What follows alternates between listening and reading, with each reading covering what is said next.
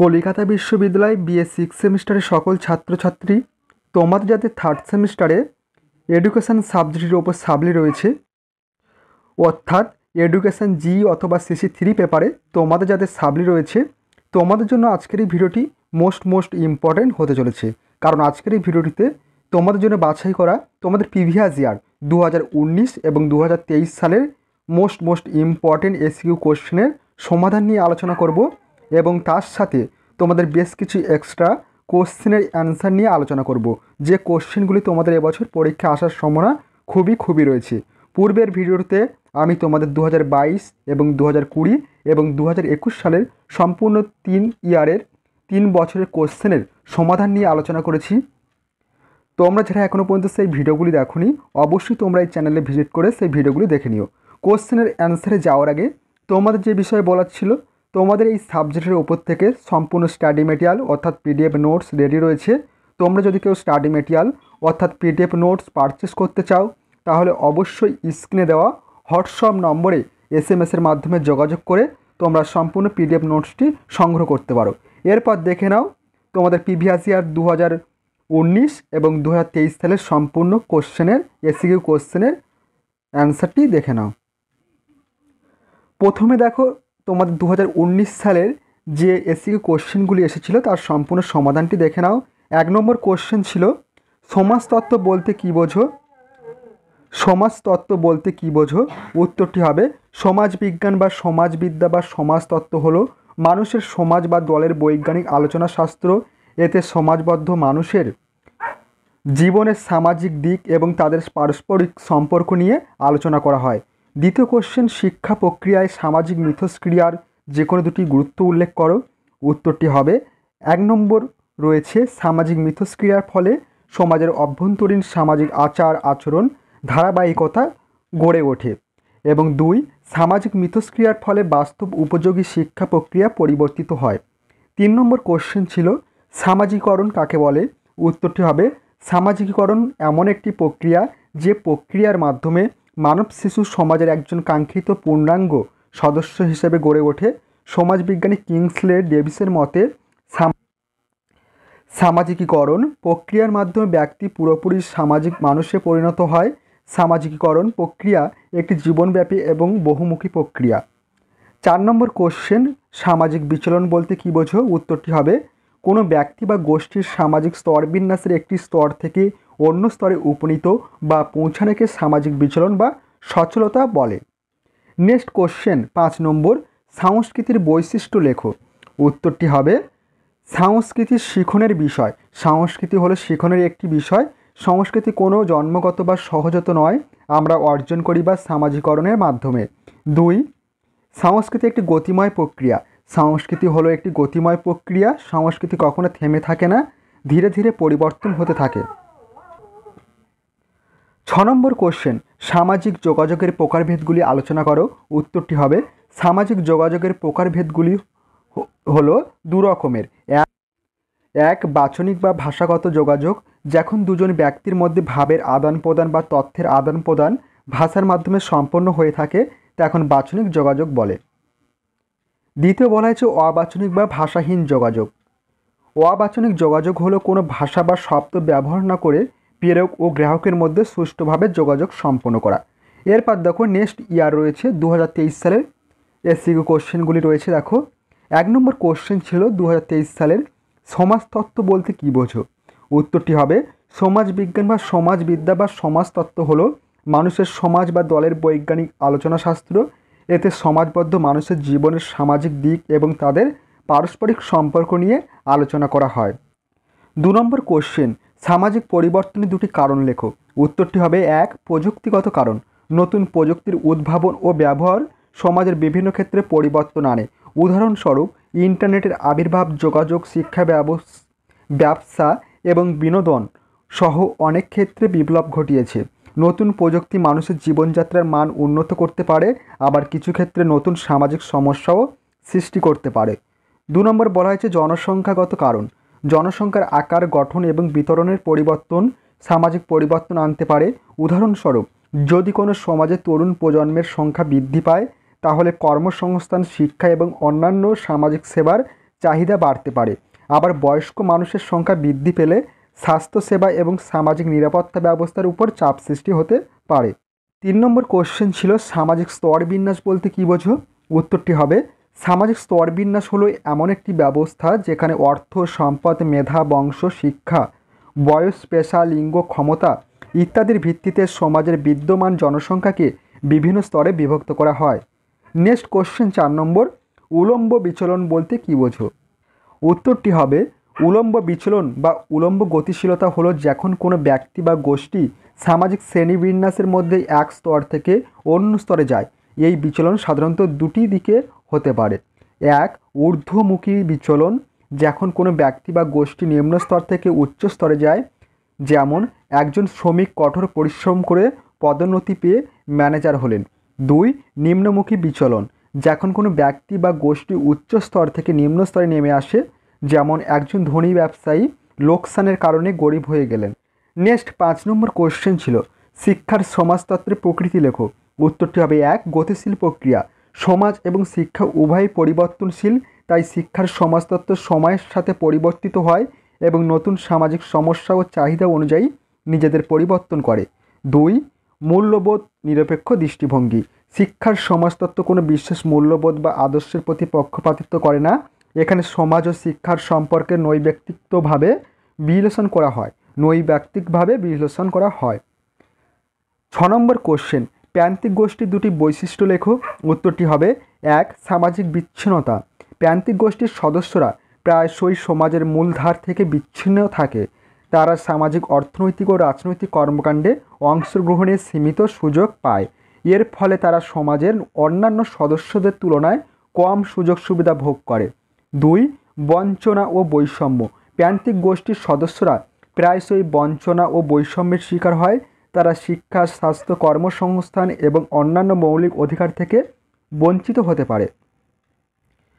এই বৈষম্য তাদের জীবনযাত্রার মানকে নিম্ন করে তোলে এবং তাদের উন্নয়নের পথে বাধা সৃষ্টি করে। এই ছিল তোমাদের বিগত 2 বছর 2019 এবং 2023 সালের সম্পূর্ণ এসিকিউ কোশ্চেনের সাজেশান বা সম্পূর্ণ এসিকিউ কোশ্চেনের সমাধান।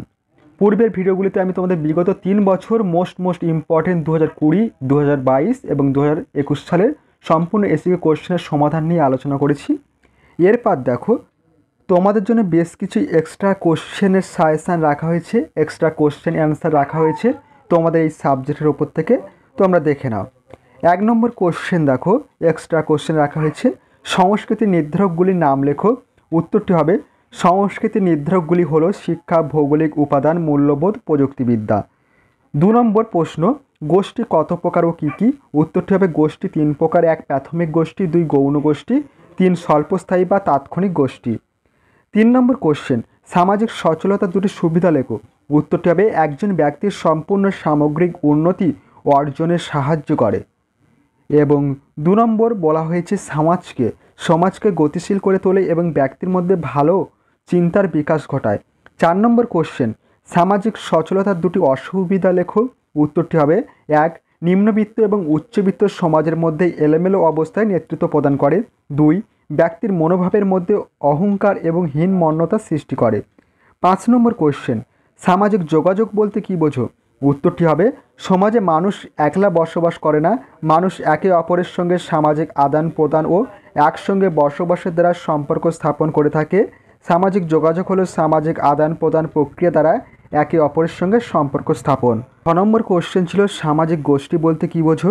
উত্তরটি হবে যখন একাধিক ব্যক্তি কোনো বিশেষ সামাজিক উদ্দেশ্য সাধনকল্পে পারস্পরিক সম্পর্কযুক্ত হয়, তখন সেই পারস্পরিক সম্পর্কযুক্ত ব্যক্তির সমষ্টিকে বলা হয় সামাজিক গোষ্ঠী। 7 নম্বর কোশ্চেন, সামাজিক গোষ্ঠীর দুটি বৈশিষ্ট্য লেখো।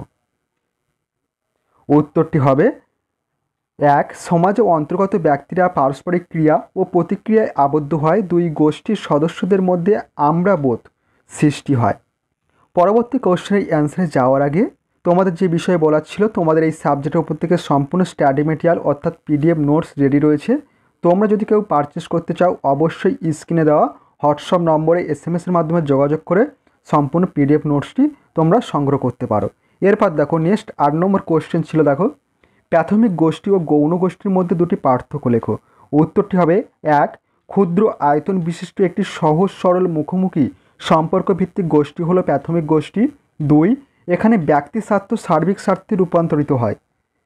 এবং পরবর্তী বৈশিষ্ট্য, বৃহৎ আয়তন বিশিষ্ট একটি পরোক্ষ সম্পর্ক ভিত্তিক গোষ্ঠী হলো গৌণ গোষ্ঠী।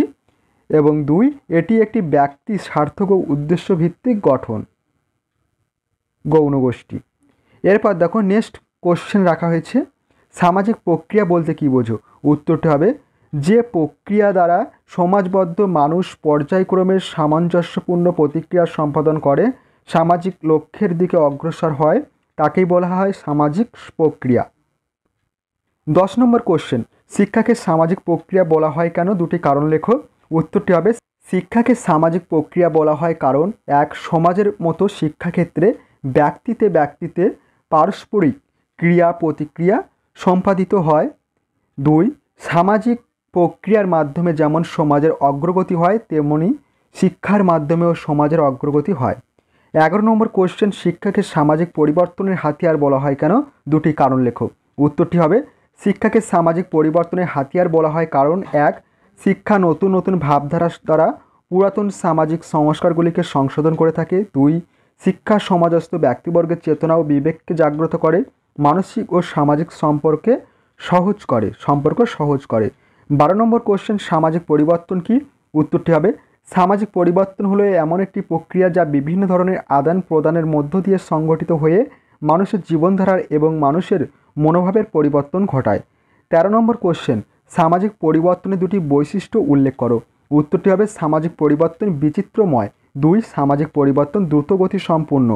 14 নম্বর কোশ্চেন, বিদ্যালয়কে সমাজের ক্ষুদ্র সংস্করণ বলা হয় কেন? দুটি কারণ লেখো।